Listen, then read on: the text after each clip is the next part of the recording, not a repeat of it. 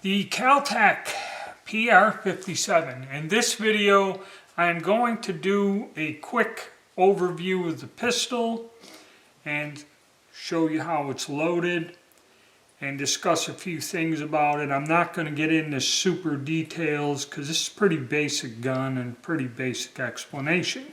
But before we get into it, if you could please subscribe, hit the like button, and leave a comment and become a member if you want to help support the channel. Alright, so what do we have with this? Well, I guess Kel Tec decided they wanted to design a pistol in this caliber, which the 5.7 by 28 millimeter, I'm not going to say it's the most popular round, but a lot of people are saying it's the next thing that's going to replace the 9mm Luger, which in my opinion, I don't believe that.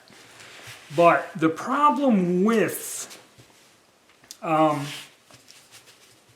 these 5.7 pistols, okay, is because of the size of the cartridge, all right, the size of the gun, and all that, and the dimensions, especially the grip. The one thing I had with that other pistol was when I went to grip it, like this here, as you see, this sits in my hand the way it should, you know, lined up with my arm, and I can get my finger on the trigger.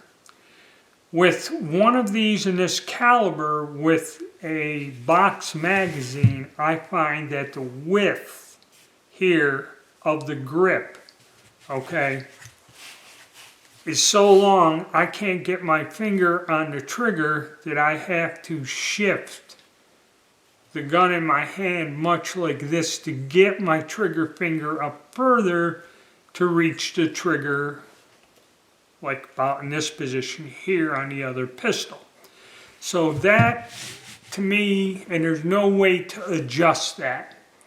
So that, to me, was no good. So Kel Tec decided they wanted to make a gun in this caliber to compete with the other guns in this class, okay? And generally saying I don't have the TS pistol. Most of these other guns are all kind of the same. I don't really quite know about the Smith & Wesson and that, but I know the TS and probably the PSA Rock and that. This is like a service-sized 9mm pistol, okay? And as you see, size-wise, this covers up the other gun. And then when you look at them side by side, the height comparison, the width, and everything else. You know, this is a 15-round magazine or 17-round magazine, a 9 in there. As you see, this would be difficult for concealed carry. You can carry this and hide it with some heavy clothing, but a weapon of this size is not that easy to conceal. So, they wanted to make a gun that you can carry concealed, okay, and the size and the weight. Now, let's go with the weight and, speaking of size, I've got a list here.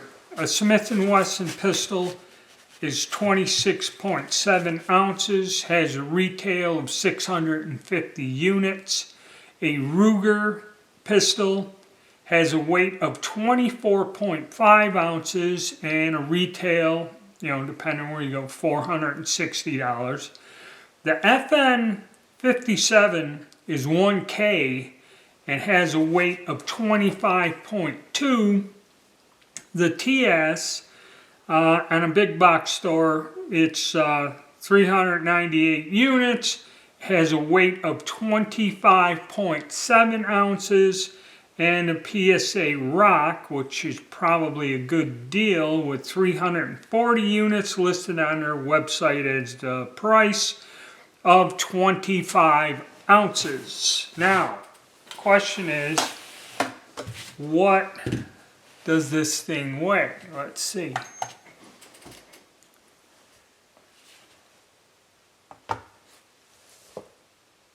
14 ounces. Yep, 14 ounces unloaded. So, a lot of the features and the reasons behind this design is to make a smaller, lighter gun that is designed that it can be concealed carry. Okay, there are a lot of other options out there, smaller guns and everything else. Actually, Kel Tec still makes the little pocket 380s and 32s, which have been around since the 90s, I believe, and are still a popular super subcompact concealable gun. Okay, so they've succeeded on somewhat all of these other guns in this class by making it lighter, thinner, okay, and for me, I can get my purchase on this pistol and shoot it. They've also made it much simpler. The only things you have to fool with here on the outside in terms of control is the slide release and the trigger, which, by the way, a lot of people don't. It is a double action only trigger with an internal hammer back in here. This is a hammer fired gun. And this thing works a little bit unusual. When the slide comes back part of the way, it half cocks the trigger. Okay, and there you see we got pressure on it. So once you pull it back, load the gun, the trigger is cocked. And this acts just like a double action revolver. So when you depress the trigger, and we'll look in the back, just like a double action revolver. Then once the gun fires, and you'll notice that, you know, the trigger's kind of dead. Once the gun fires, comes back, cycles another action, you know, another round, you got it again. Now there's a huge take-up on this, much like a double action pistol. And when you fire it, and it resets, you know, the reset. I see everybody test the trigger pull, the reset, and everything. Well, this thing here, you have to come all the way back out for it to reset. Okay, you have 3-dot sights, which you can pick up, and these sights are set. I have fired this gun. Point of aim, you line the dots up, put it in the center of your bullseye, and it's there. It hits. You got some grooves here to grab. You have one little rail here to mount a light or something. Okay. And also you can, I showed what comes in the box, the plate. You can mount a sight with a plate that you bolt onto this. I'm not going to do that. To me, I believe mounting a sight that sticks up kind of defeats the purpose of the concealed carry. Okay? So they designed this gun to be smaller, lighter, and more compact than most of the models out there of a pistol in this caliber. So like I said, very simple weapon, much like their little pocket guns, double action trigger, all this other fun stuff. And now we come to the unique part of how we load this, okay, with our stripper clips. Okay, to load this gun. Now, honestly, when I first was fooling around with this and trying to do that and figure out how to load it, take it apart, and all that other stuff, I ran into some issues. This is unusual. I had difficulty with this. And I am familiar with a stripper clip loaded handgun from 1914. Alright, so this is a little bit different. So all you got to do is keep your finger off the trigger. And why did he go with stripper clips? Well, that made the grip smaller, okay, using this system. That's why it is. Some people say it's to beat the detachable magazine thing. That's not the reason. The reason is it made this section without a detachable magazine smaller, because if you had a detachable magazine, this has to be wider to house the magazine. Okay, it's a space-saving idea. Now, if you notice, I'll zoom in. Okay, if you notice on the top of the slide here, you have this round cutout and another one here on the slide. And another important thing is this barrel location. See where the barrel is right here, right even? One thing you do not want to do with this gun is push the trigger forward when the slide is locked back. It'll start to move forward, become jammed, and just be a nightmare to get it back. And I'll discuss that later. But do not, under any circumstances, push this forward. So that's what we got here. Now, if you look at your stripper clip, this is the bottom. You'll notice there's this rounded lip and all this here. Well, you see where that space is on this rounded thing. That locks in to the front of the slide, and then this back locks into the other notch on the other part of the slide. Now, I want to load this. If you are somebody with dexterity problems or disability like I have, this pistol is difficult to load, so please bear with me. Alright, and I kind of got used to it with practice, and you'll see that in the shooting video. So like I said, nose and round part, you kind of clip that into the front here, and then push down to where you have the magazine loaded much like this. And then, and you do have to watch how you line this up. You got to kind of line this up straight. Okay, and once you kind of see when you start tilting it, and then push this down, and you have to, because that moves, kind of rock it back and forth. Then the one thing everybody complains about is the little top tab is not attached and comes out. Now it takes some practice, because if you lean and it isn't 100% lined up, this stripper clip, if this thing isn't lined up, and you tilt it to one side or the other or put pressure on it, it will bind up and not go down. Then another thing is when,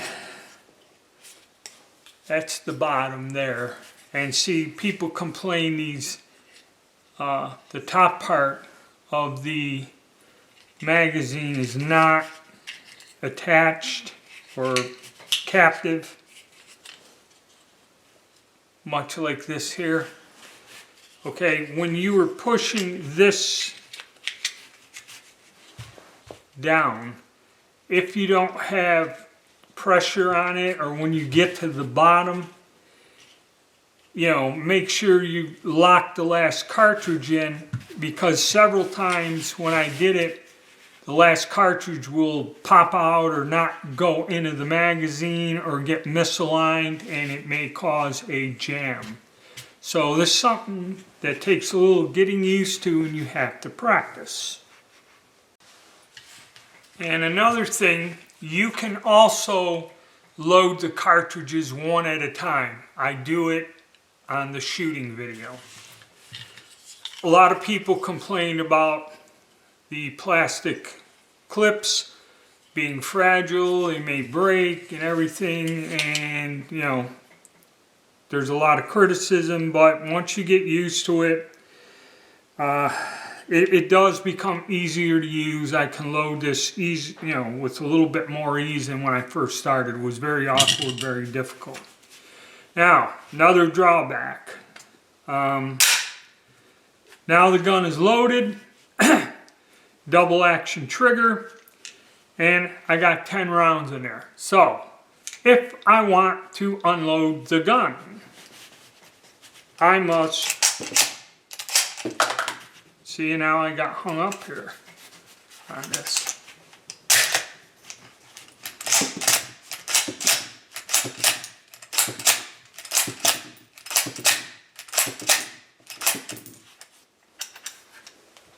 You must manually unload it.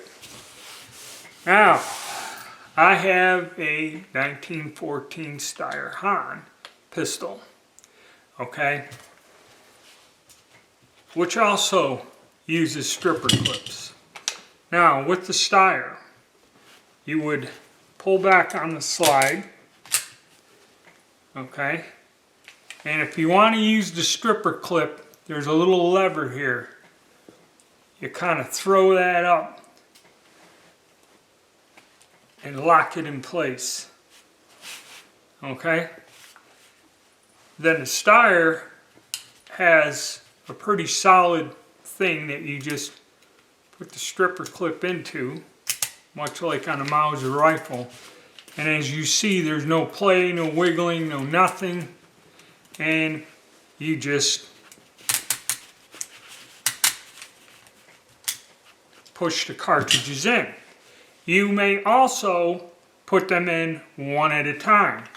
But with the Steyr, if you would like to unload the magazine, there is above the grip this little lever here, a little device. You would take it, push it down,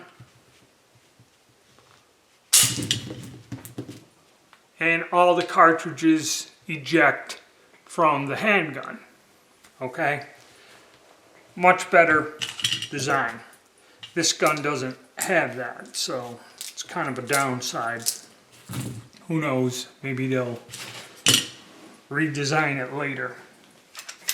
And yes, both of these have a rotary barrel. I will get more into how that functions when I go and do a disassembly video of this firearm.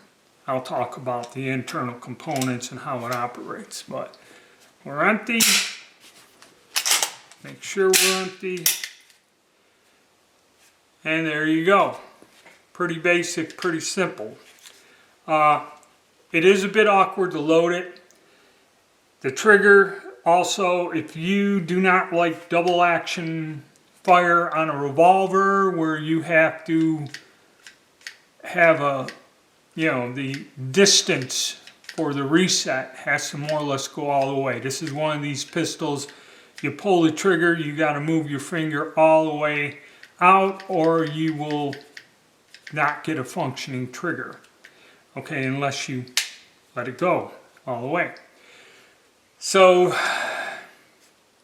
this does take some getting used to in just a basic manual of arms and operation. It does hold the 2 clips, 20, and you can stick an extra one, 21 rounds in it. The gun is more lighter, more compact, and that was the whole idea, I guess, behind this stripper clip system and no detachable magazine. I believe it was done to make the gun smaller and lighter. That is part of the design of this thing. Okay. As for handling and shooting, again, like most of these 5.7s, the recoil is super light, way lighter than a 9 or even most small 380s, mid-size 380s. It has a very light recoil, you know, not as light as a 22 say, but you know, it's a lot lighter.